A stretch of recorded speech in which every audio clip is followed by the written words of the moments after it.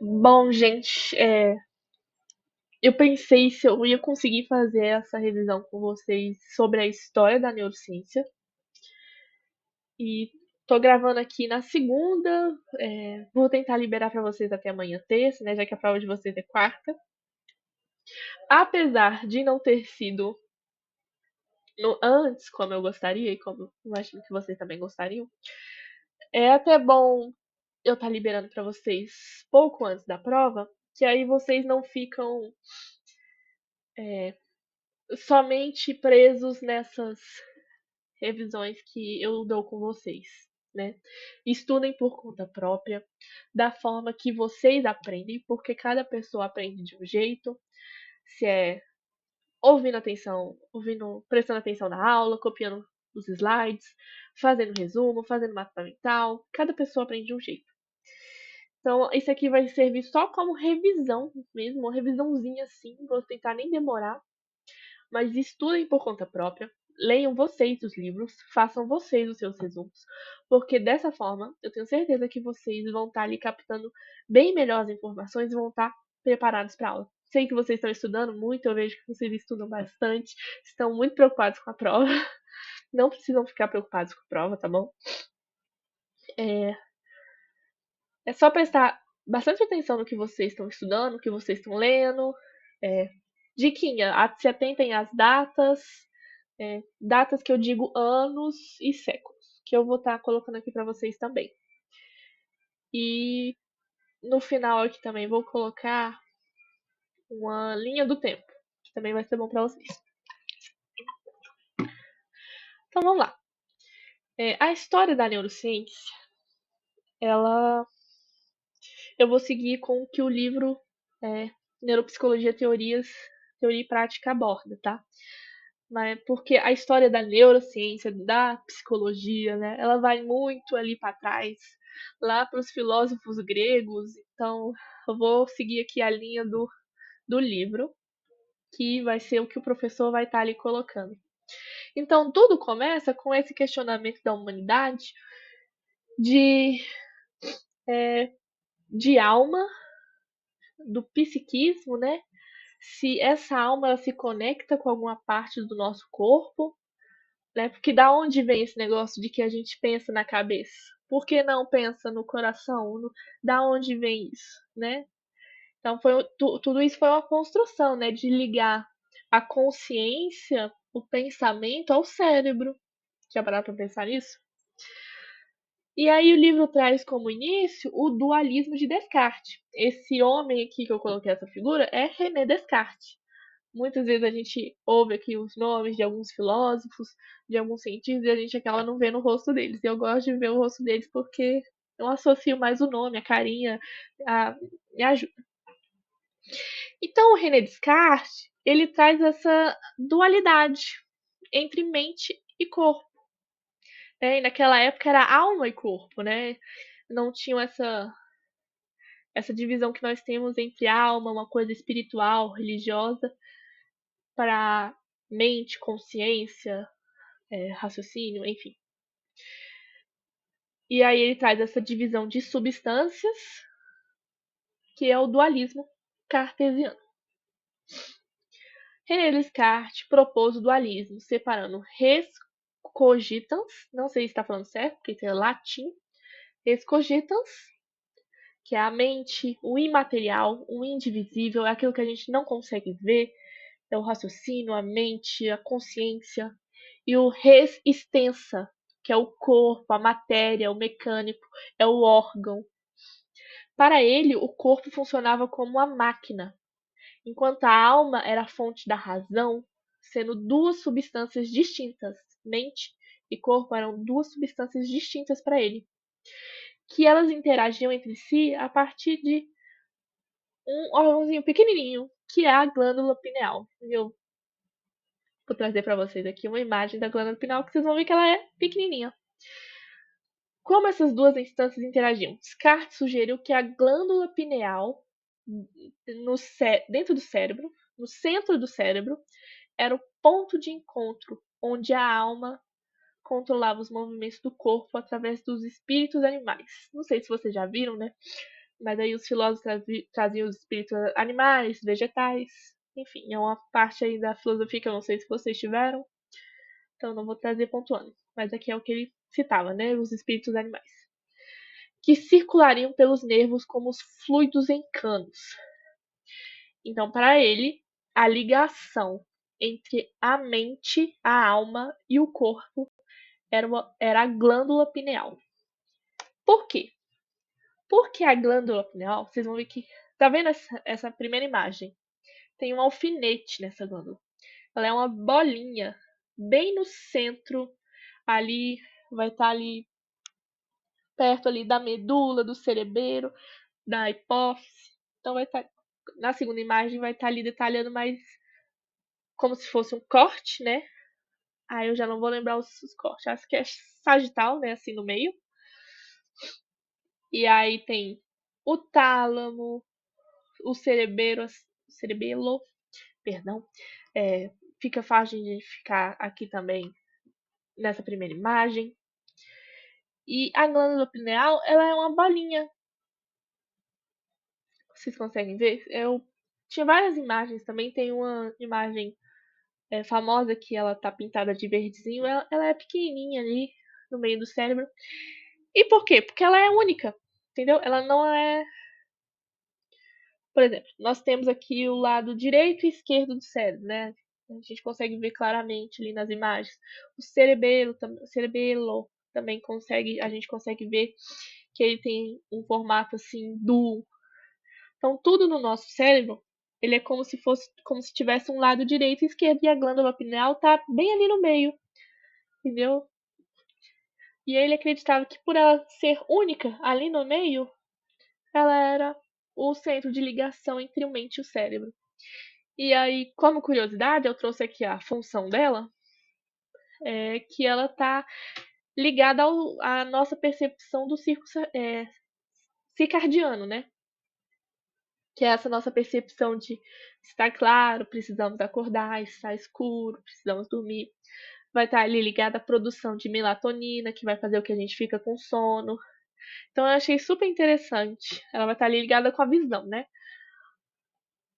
É, E aí, prosseguindo para o próximo marco histórico, é o nascimento do método anátomo-clínico. O método anátomo-clínico pode cair bastante questão. O Rodrigo gosta de anátomo-clínico.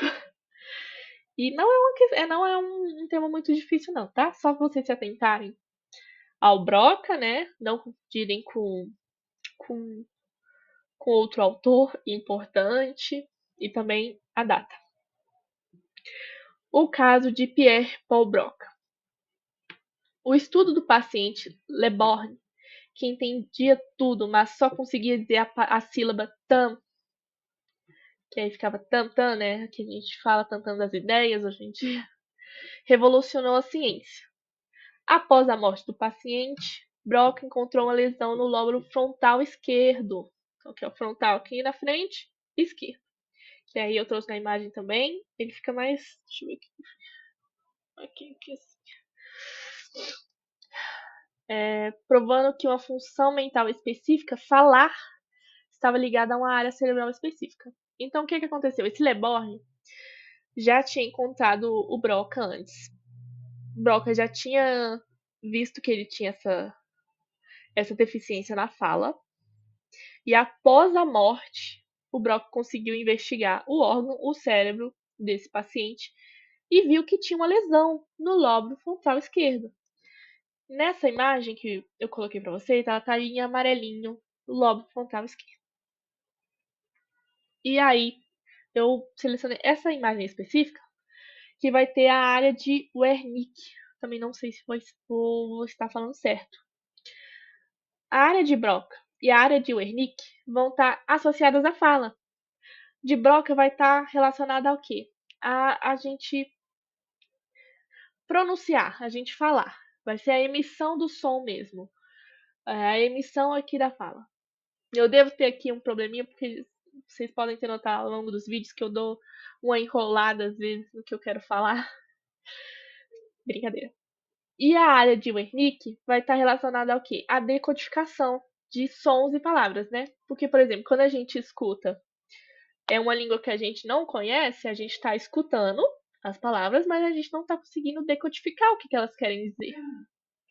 Mesma coisa de uma linguagem, de uma escrita. Se a gente lê ali japonês, eu não entendo nada. Então ali eu tô lendo, eu tô vendo, eu tô conseguindo captar a imagem, mas eu não tô conseguindo decodificar. Então, essa parte da decodificação de sons e palavras escritas vai estar relacionada com a área de Wernicke. E a pronúncia, a fala, a emissão de som com a área de Broca, que é o que a gente via que o Le Borgne tinha essa dificuldade. Super interessante, né? Então, essas duas áreas vão estar relacionadas à fala, à linguagem. E quando a gente aprende uma língua nova, a gente vai estar ali exercitando a neuroplasticidade da área de Wernicke. Super interessante, né? Uma curiosidade assim que eu quis trazer para vocês, que eu achei super interessante. Então, seguindo aqui, Paul Broca, Le Borgne, esquerdo, frontal esquerdo. Lembre-se desses pontos. São os pontos chaves. Depois, se vocês quiserem, podem fazer aí um resumo de vocês, bem resumidinho, só com as palavras-chave, que eu estudo assim, me ajuda demais. Localizacionismo. Então, como a gente viu, Broca identificou que essa área no lobo frontal esquerdo estava relacionada à fala. E, posteriormente, ele e outros estudiosos identificaram outras áreas relacionadas a outras cognições.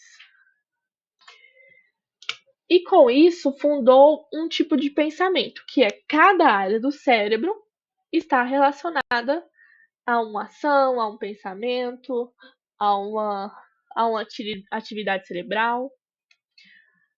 Esse achado deu força ao localizacionismo, a ideia de que o cérebro é um mosaico de órgãos, onde cada parte é responsável por uma faculdade mental distinta. Foi o início da tentativa de mapear a geografia das funções cognitivas.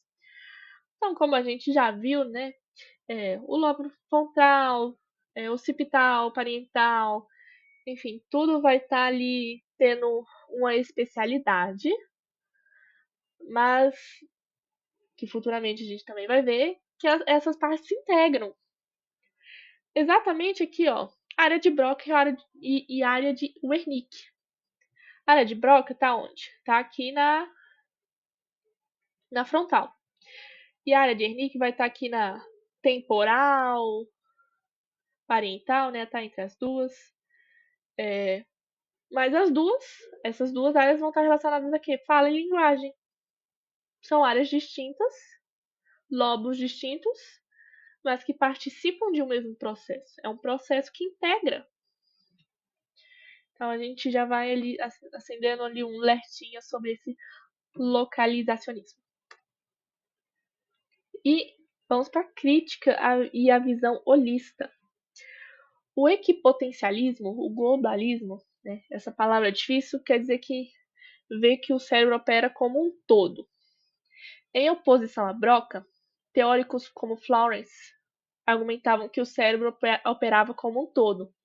Ele acreditava que se uma parte fosse danificada, outra parte poderia assumir sua função, equipotencialidade, e que a inteligência dependia da massa total do cérebro, não de locais específicos. Esse conflito entre mapas fixos, localizacionistas, e funcionamento global, holistas, moldou a neuropsicologia por uma década, levando à compreensão atual de que funções são ao mesmo tempo localizadas e integradas em redes.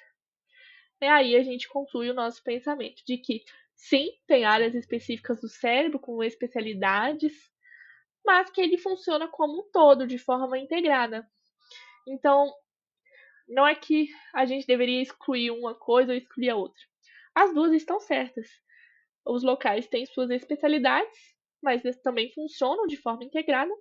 E a partir da neuroplasticidade, né, se a gente tem uma danificação no cérebro, com estímulos adequados, né, com um estímulo ali, a gente consegue reverter ou pelo menos diminuir o que uma lesão pode ter causado, enfim.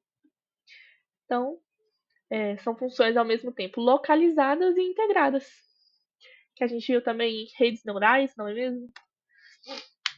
Então, o próximo autor super importante que é o Luria. O Luria, ele, eu peguei aqui a data, ele morreu em 1977, gente. Foi ali, menos de 50 anos atrás ele estava vivo. E ele ajudou a construir a neuropsicologia contemporânea. Ele foi um psicólogo soviético, considerado o pai da neuropsicologia moderna, fundador da abordagem histórico-cultural. A gente já vê aí que ele dava uma importância muito grande à cultura, à sociedade, ao indivíduo no meio. Luria superou o embate entre localizacionismo e holismo ao propor que funções mentais complexas, como ler e escrever, não estão em um único ponto, mas dependem de sistemas funcionais que envolvem diversas áreas trabalhando em conjunto, que foi o que a gente viu ali na área de Broca e Wernicke, mas também a gente vê como linguagem, como dialeto, como a escrita também está relacionada à cultura, né? Aqui no Brasil mesmo, cada estado vai ter ali a sua forma de comunicar, suas palavras específicas, né?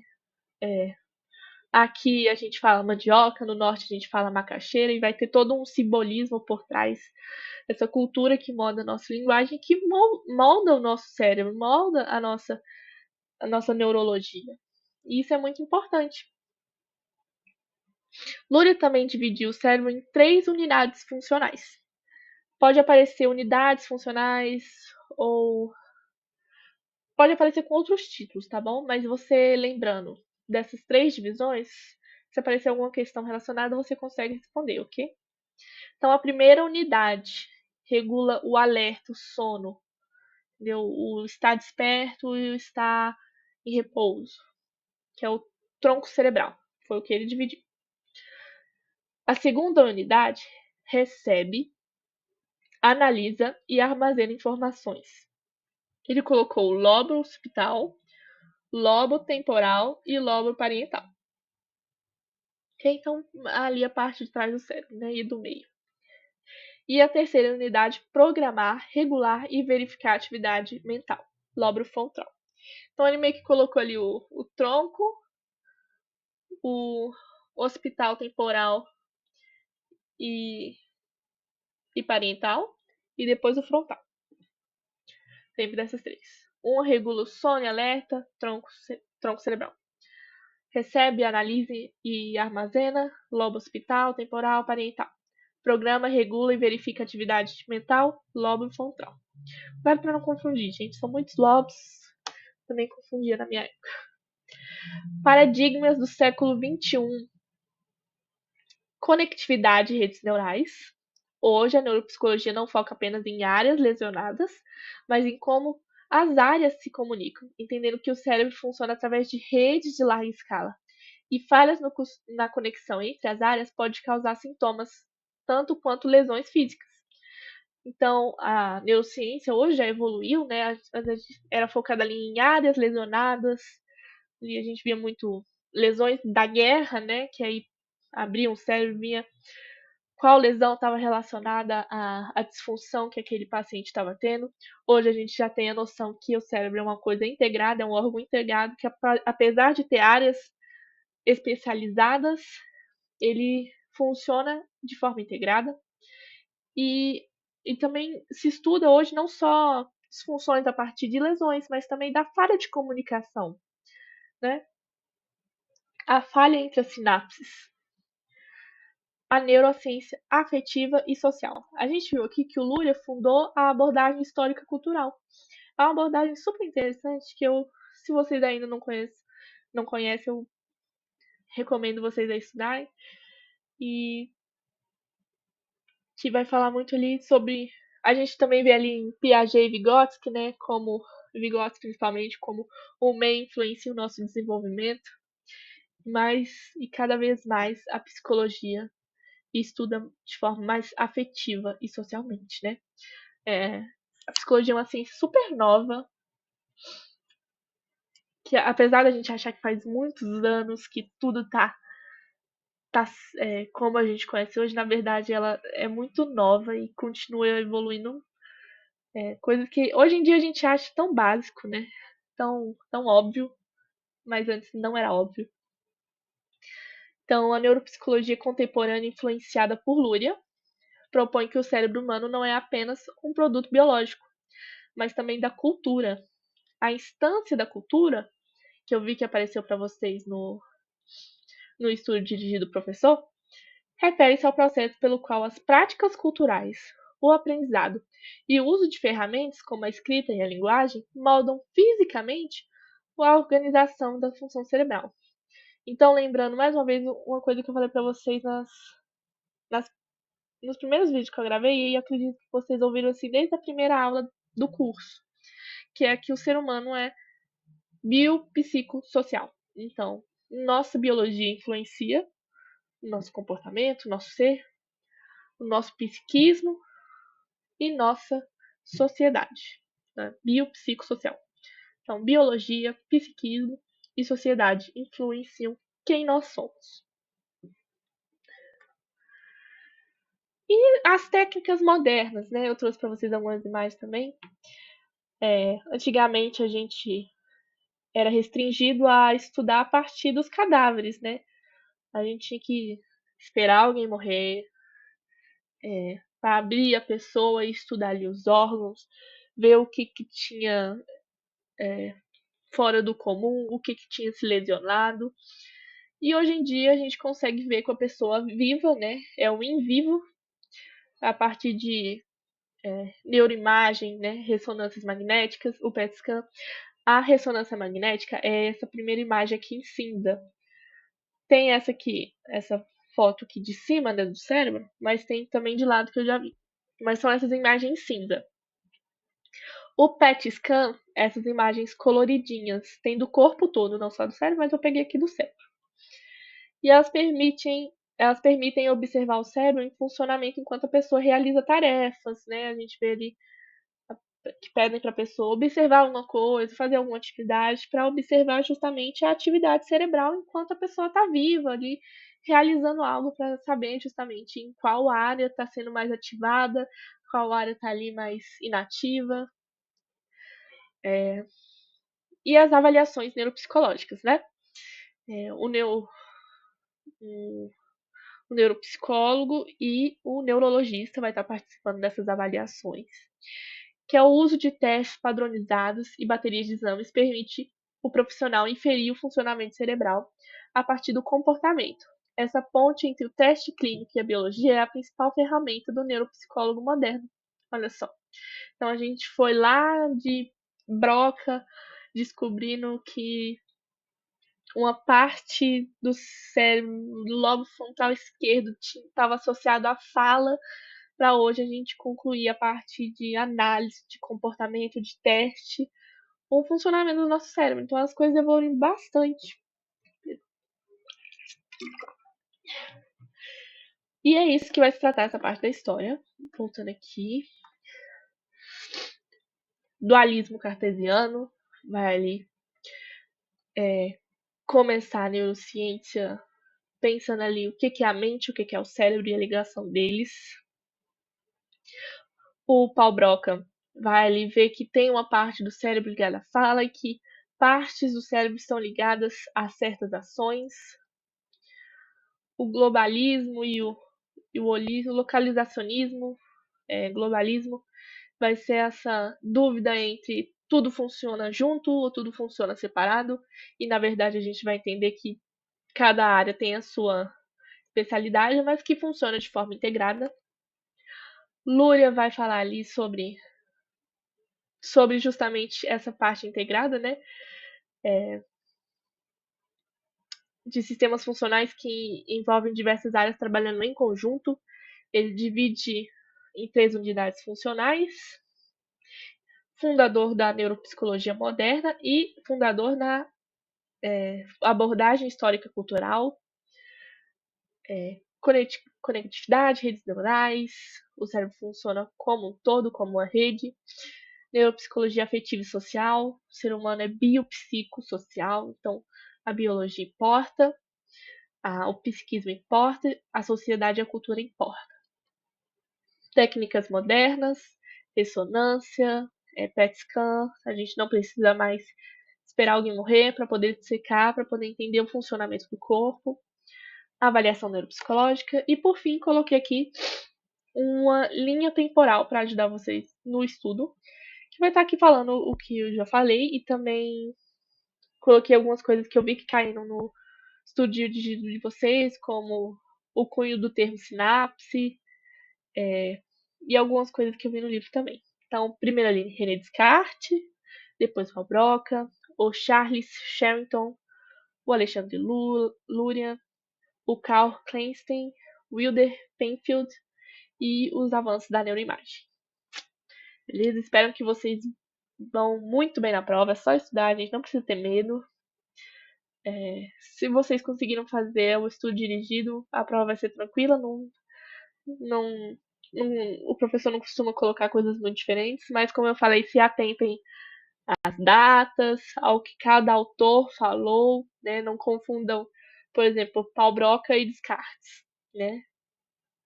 Se atentem a esses, a, aos termos, e vai dar tudo certo, vão com calma, porque se a gente for nervoso, a gente esquece até o que a gente estudou, até o que a gente sabe, e vai ser tranquilo. Beijo, gente.